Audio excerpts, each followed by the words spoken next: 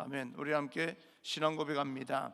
나는 전능하신 아버지 하나님, 천지의 창조주를 믿습니다. 나는 그의 유일하신 아들 우리 주 예수 그리스도를 믿습니다.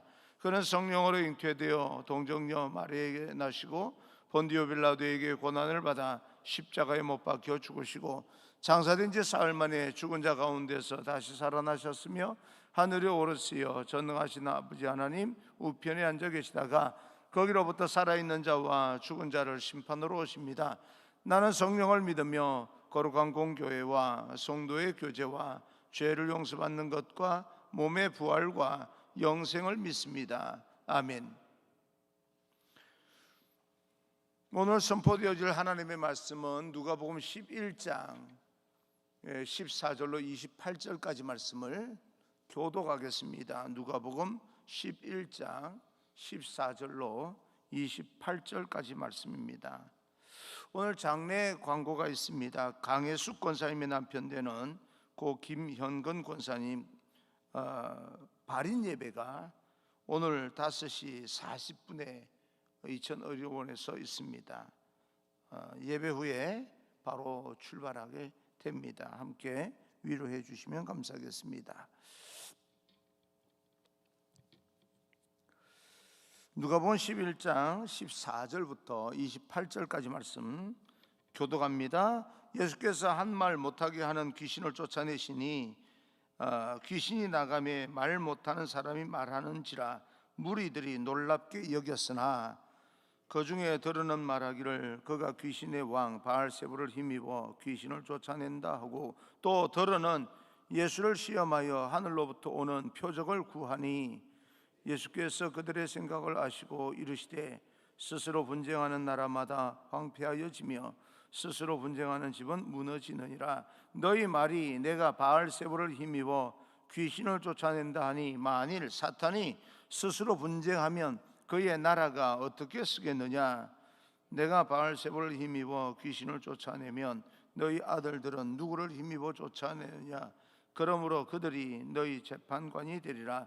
그러므로 내가 만일 하나님의 손을 힘입어 귀신을 쫓아낸다면 하나님의 나라가 이미 너희에게 임하였느니라. 강한 자가 무장을 하고 자기 집을 지킬 때에는 그 소유가 안전하되 더 강한 자가 와서 그를 굴복시킬 때에는 그가 믿던 무장을 빼앗고 그의 재물을 나누느니라. 나와 함께하지 아니하는 자는 나를 반대하는 자요 나와 함께 모으지 아니하는 자는 해치는 자니라. 더러운 귀신이 사람에게서 나갔을 때에 물 없는 곳으로 다니며 쉬기를 구하되 얻지 못하고 이에 이르되 내가 나온 내 집으로 돌아가리라 하고 가서 보니 그 집이 청소되고 수리되었거늘 이에 가서 저보다 더 악한 귀신 7을 데리고 들어가서 거하니 그 사람의 나중 형편이 전보다 더 심하게 되느니라. 이 말씀을 하실 때에 무리 중에서 한 여자가 음성을 높여 이르되 당신을 뺀 태에 당신을 먹인 것이 복이 같이요. 예수께서 이르시되 오히려 하나님의 말씀을 듣고 지키는 자가 복이 있느니라 하시니라. 아멘. 우리 앞뒤 좌우 인사합니다. 축복합니다. 행복하십시오. 인사합니다. 축복합니다. 행복하십시오. 오늘은 여러분과 함께 하나님의 통치를 사모하십시오 라고 하는 제목으로 말씀을 드리겠습니다. 오늘도 여러분 모두에게 한 사람 한 사람 여러분 가정 위에 여러분 직장과 사업 위에 하나님의 형통한 축복이 함께하기를 간절히 축복합니다. 우리가 어떤 동일한 사건을 보면서 사람들마다 전혀 다른 그런 반응을 보일 때가 있습니다. 예수님의 경우도 그랬습니다. 예수님께서 많은 병자를 고치시고 귀신을 쫓으셨는데 두 가지 전혀 다른 반응이 나옵니다. 예수님께서 한 말 못하게 하는 귀신을 쫓아냅니다. 그러자 말 못하던 사람이 말을 하게 됩니다. 그때 많은 모여있던 사람들이 그 모든 일을 놀랍게 여기더라 라고 이야기를 합니다. 놀랍게 여겼다. 그런데 그 중에 더러는 같은 내용을 전달하는 마가복음 3장을 보게 되면 그들은 예루살렘에서 내려온 그런 서기관들입니다.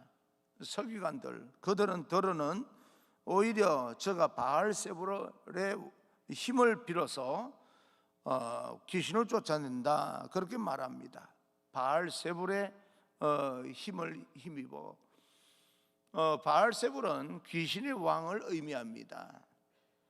예수님이 귀신의 왕의 힘을 빌어서 귀신을 쫓아낸다라고 하는 것인데, 이것은 예수님에 대해서 의도적으로 왜곡을 하여서 비방하고 있는 것입니다.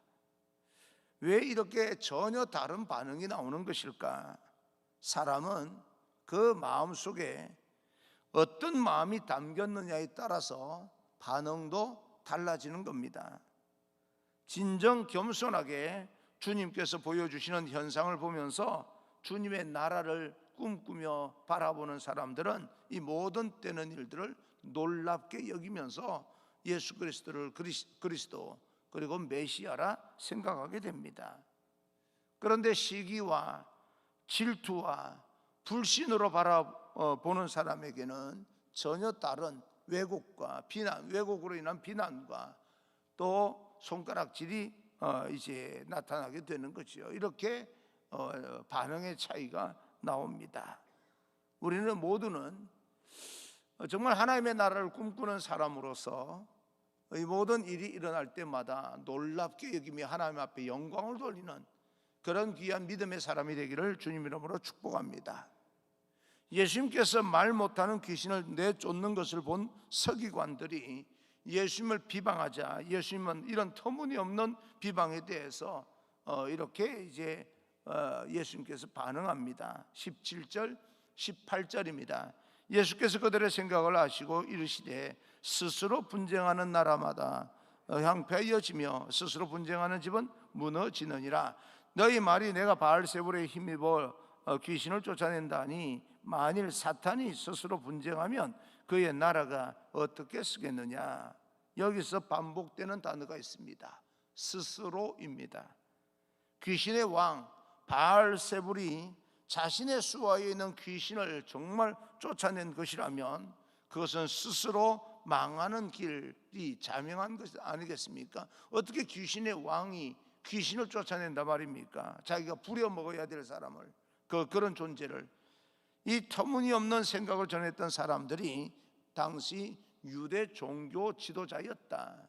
자기들이요 지금 어떤 상황인지를 알지 못하고 나오는 대로 정확하게 저 사람이 귀신 들렸다라고 하는 말을 하기 위해서 했던 것인데, 귀신 들렸다고 귀신을 힘입어서 하는 것이다 라고 하는 것을, 그래서 귀신과 한편이다 그런 이야기를 하면서 자기를 지키려고 했던 것 같은데, 이 자기가 사용했던 말들 그리고 지금 자기가 하고 있는 말이 무슨 말인지도 모르고 하는 그런 경우가 되어버린 겁니다.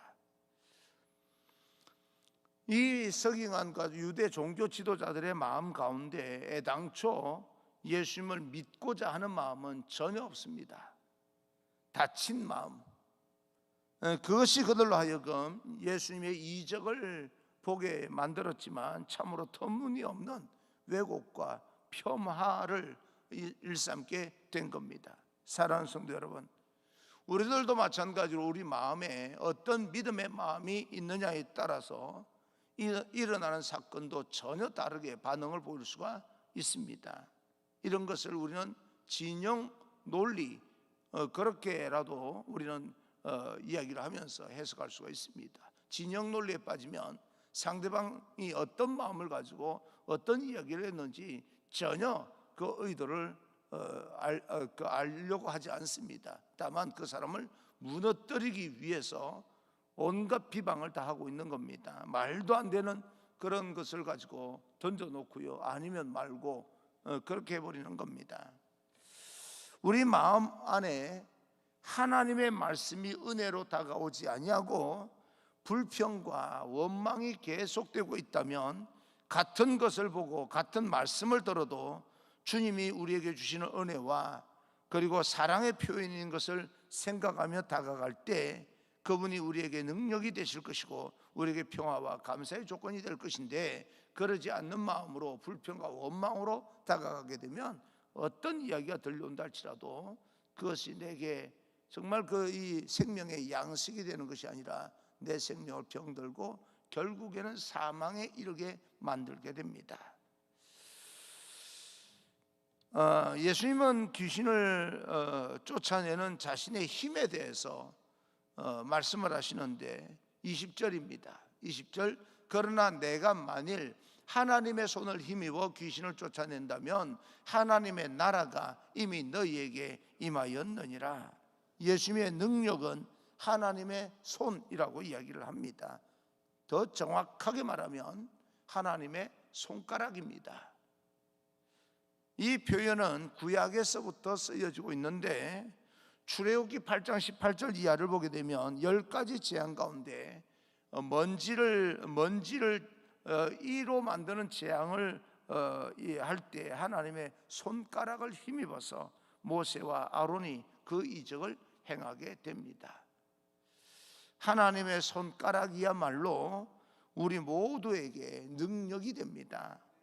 이것이 바로 하나님의 권능을 상징하는 인간적인 표현입니다.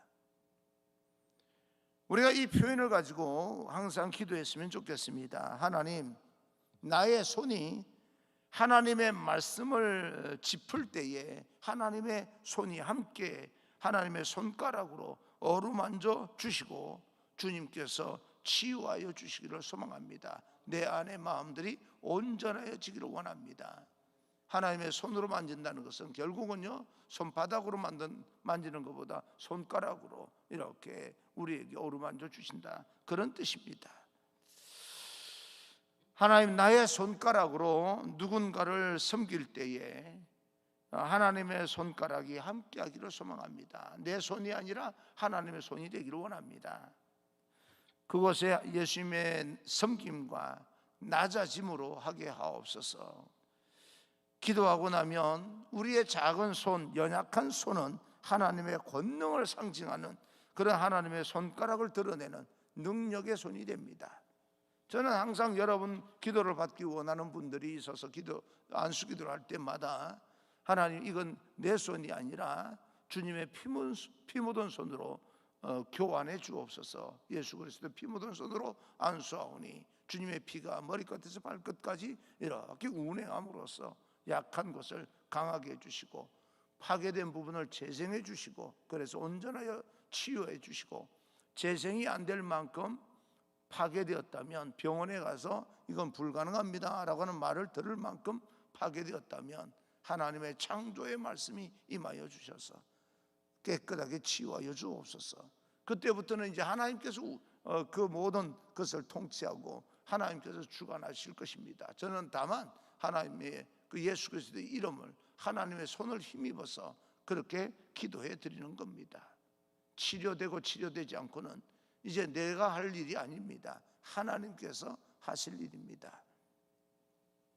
우리가 주님으로부터 병을 낫기를 간구하고 실패 가운데 일어서는 은혜를 받기도 하고 라고 하는 것은 바로 하나님의 손, 그 능력이 우리에게 어루만져 주실 때 가능할 수 있다라고 하는 겁니다.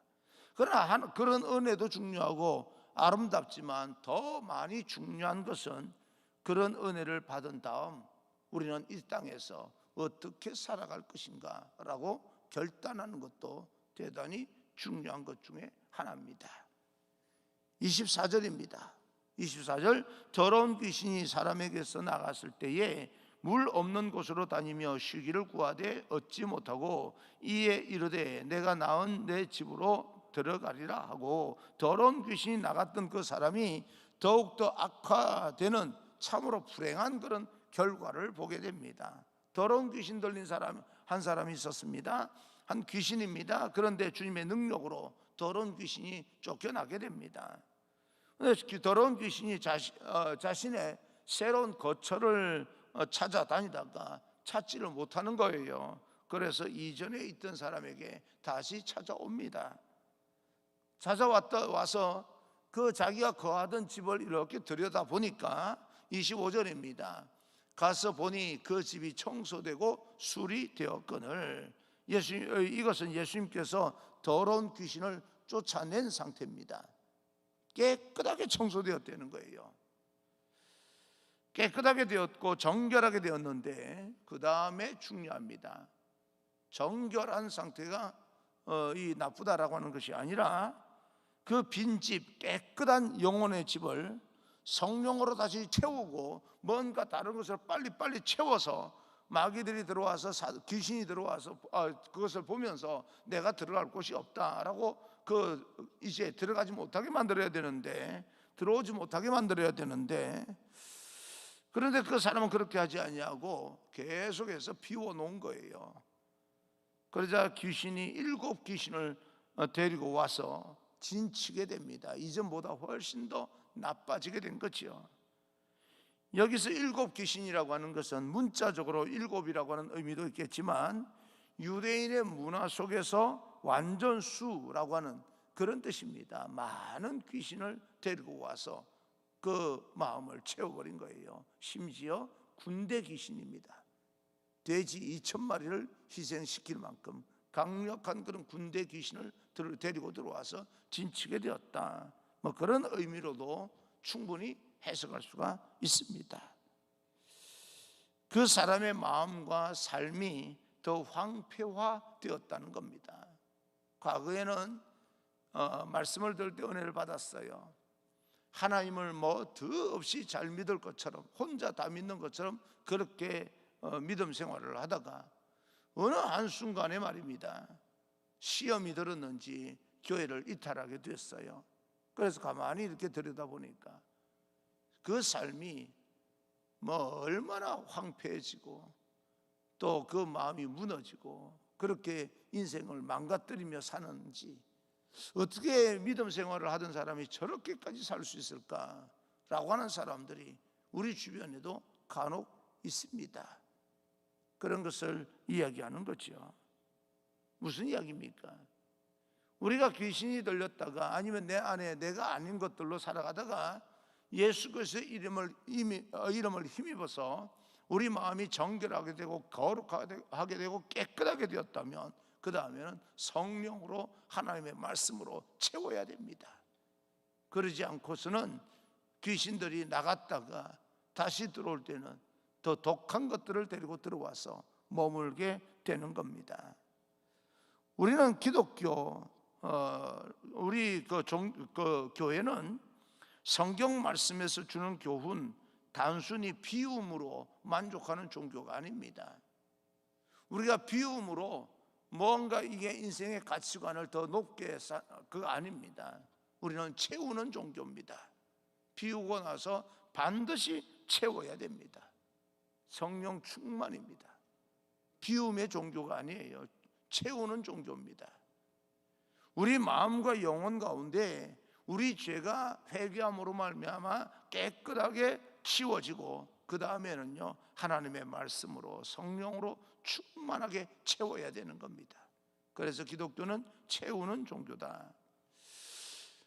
그리고 다시는 귀신들이 넘보지 못하는 견고한 요새가 될 수 있는 충만한, 성령 충만한 그런 인생으로 살아야 됩니다. 여러분 인생이 그런 인생이 되기를 주님 이름으로 축원합니다.